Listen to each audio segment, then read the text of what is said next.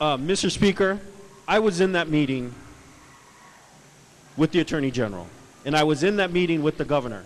That's exactly that was told. The very first thing, number one on the list, good for Hawaii's economy, $200 and so million.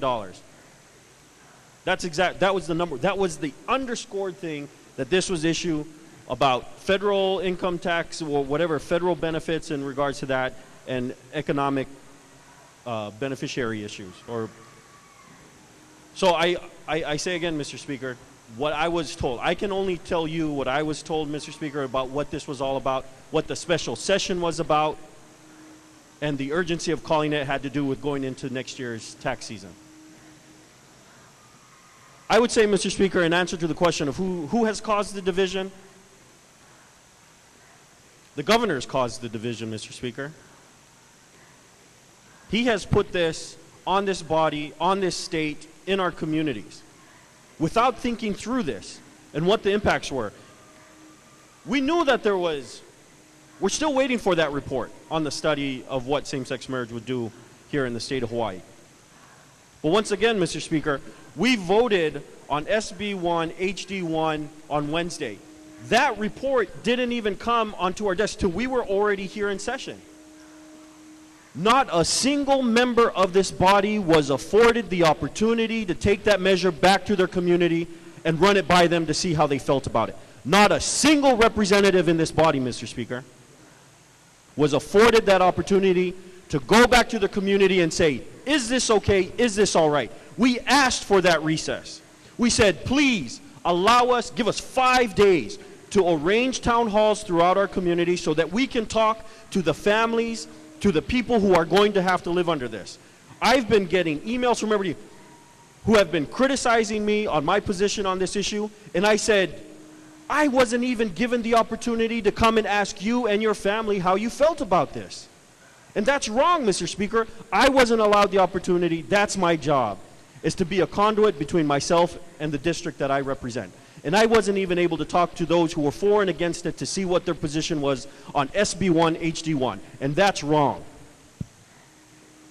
And my position is, even more important than letting the legislature vote, is let the people vote, Mr. Speaker. Let the people vote. All power in the state of Hawaii is vested in the people of this state. And given the tight situation and the divisions that exist this day... Representative Matsumoto, would you yield your time to Representative Fale? Yes, Mr. Speaker, I yield my time. Thank you very much. Given the importance, thank you very much. Given the importance of this issue and what we are physically seeing manifested today on what it's doing, Mr. Speaker, on matters of this significance, of this importance, we need to go back to the authority that gives us the power that we have in this legislature, Mr. Speaker, which is the people of Hawaii.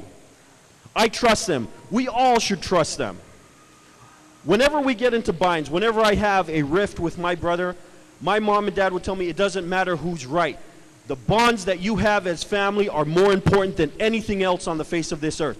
The bonds we have as people of the state of Hawaii is more important than any economic benefit that may be derived from this measure. And we've heard that there may not be any economic benefit to this. On the whole, it may be a negative, and we need to know that. But more importantly, far and above any of that, are the bonds that bind us together as people, Mr. Speaker, and this measure has caused more division than it's worth to our families, to our communities, and this state. And once again, Mr. Speaker, don't let this legislature vote, let the people vote. Thank you very much, Representative. Any further discussion? Speaker. Representative Ward, a second time. Yes, Mr. Speaker, I feel compelled as a member of the Finance Committee and one who cried for empiricism when I hear my colleague from Kapolei talking about the numbers. I feel compelled to respond because what the perspective I bring is a little bit different than most people. I mentioned earlier in another speech a few days ago, half of my relatives are Muslims. There's 300 million Muslims in the area that she spoke of. 300 million Muslims are a pretty viable number. And I should mention that I was speaking of to the Dante Carpenter of Malaysia, the head of the coalition, who loves Obama, by the way, but he cannot figure out what is this bent with him and the other states going towards same-sex marriage. The Muslim nations of the world are very concerned about what they see happening.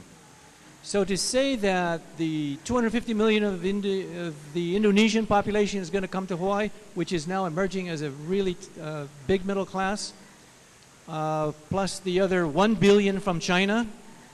And Mr. Speaker, we heard those who were just off the boat, if you will. They were very new immigrants. They said, in China, I can't say these things, but in America, thank God I can speak out. Same-sex marriage is antithetical to our culture. It shouldn't pass, et cetera, et cetera.